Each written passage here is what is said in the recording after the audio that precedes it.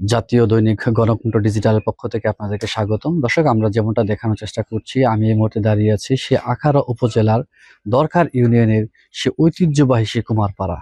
কালের বিবর্তনে শত শত বছর যুগ যুগ ধরে এই আখাউড়া সেই কুমারপাড়াতে একসময় নিত্যদিনের মানুষের জীবিকার প্রধান উৎস ছিল সেই মাটি দিয়ে সে সমস্ত কুটির শিল্প তৈরি। একসময় এই পহেলা বৈশাখের মেলাকে কেন্দ্র করে এখানকার প্রতিটা ঘরে প্রতিটা পরিবারেই তারা পহেলা বৈশাখের নিত্যদিনের সরঞ্জাম বানানোর তারা একসময় ব্যস্ত ছিল, কিন্তু কালের বিবর্তনে হারিয়ে যাচ্ছে আজকে সেই কুমারপাড়ার জীববৈচিত্র্য।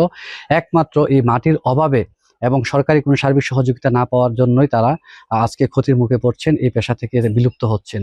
তো সরকারের কাছে তাদেরও একটা আবেদন এবং প্রত্যাশা করেছেন যে তারা যেন সরকারি এই শিল্পটাকে টিকিয়ে রাখার জন্য সরকারের কাছ থেকে যেন নানান ধরনের ভাতা এবং সার্বিক সহযোগিতা পান। তাদের এই মতে প্রত্যাশা, তাদের সার্বিক দুঃখ দুর্দশা এবং তাদের সার্বিক পরিবেশ পরিস্থিতির কথা আপনাদেরকে যেমনটা তুলে ধরার চেষ্টা করছি। দর্শক, যেমন ফাল জি, কত বছর যাবত আপনার এই শিল্পটাকে? এই শিল্পটা আমার বয়স অনুযায়ী প্রায় 50 বছর ধরে করতেছে।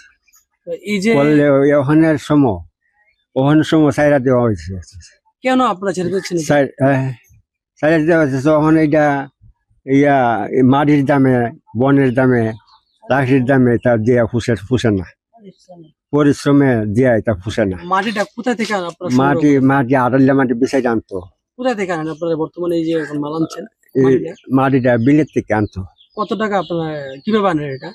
কিভাবে আগে তো আমরা লইছি, মনি মানুষরা লইছি, ওখানে একটা মাটি আনলে এমনি একটা মাটি বেছে 1,500 টাকা, আর আমরা মাটি আনলে লাগে 3,000 টাকা যায়। তো এই যে এটা তৈরি করছেন, কিরকম লাভবান হচ্ছেন আপনারা? লাভবান নাই,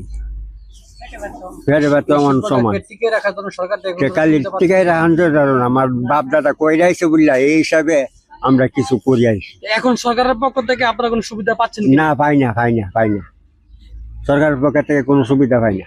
আমরা সরকারের পক্ষ থেকে এখনো কিছু পাই নাই। তারপরে আমরা এটা 12-14 বছর ধরে করতেছি, তারপরে এরকম মূল্য এখনো পাই নাই। বাপ দাদা ওগুলি করছে, ওখানে শ্বশুরও করছে, স্বামীও করছে, আমিও করি। করাতে আমরা কোনো লাভ লোকসান নাই। কত বছর যাবত আপনি এটা করতেছেন? আজ আমি 50 বছর ধরে করতাম। 50 বছর করতেছেন। তো এখন এই যে এই এলাকার যারা আরো কুমার যারা আছে তারা ছাইরা দিছে, পট্টা পরে না, পুঁজি মিলে না। ওখানে আমি তো টুকটাক না কইরা পারি না, পেট্রো দেওয়ার লাগে। আমি কোন সরকার থেকে সুবিধা হয় না, মারিয়ে বালুয়ে লাকি সব কিনা, পুঁজি মিলে না। এই যে বাজারে যে বাজারে আপনার চাহিদাটা কম, কেন এই চাহিদাটা কম? ওই যে প্লাস্টিকের মাল বাইরেছে, স্টিলের বাইরেছে, মাল বাইরেছে, চাহিদা নাই। তো আপনি বলছেন প্লাস্টিকের কারণে আপনাদের মাটির শিল্পটা হারিয়ে যাচ্ছে, হারিয়ে গেছে।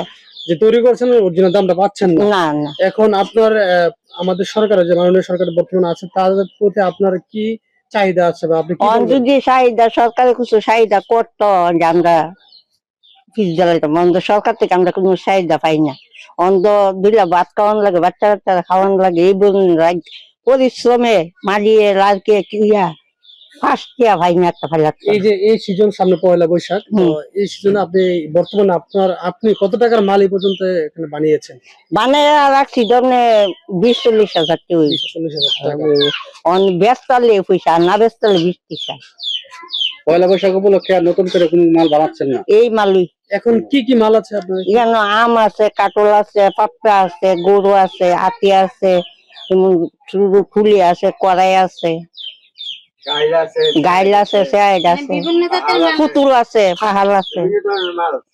কেমন লাভ হওয়ার সম্ভাবনা কেমন? না, লাভ মনে যদি 5-6 হাজার টাকা লাভ হয়েছে পুঁজি খাটায়। আপনি গত বছর পহেলা বৈশাখে কেমন টাকা সেল করেছিলেন?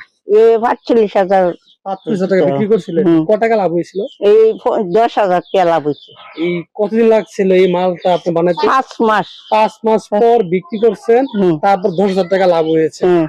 এবার কেমন টাকা আপনি বিক্রি করছেন? যদি আল্লাহ রহমত করে এমনি 8-10 হাজার বা আরো কম হইতে পারি, মেলা বুঝতে পারি, আবার বেশি হইতে পারি, এটা বলতে পারি। আচ্ছা, ঠিক আছে।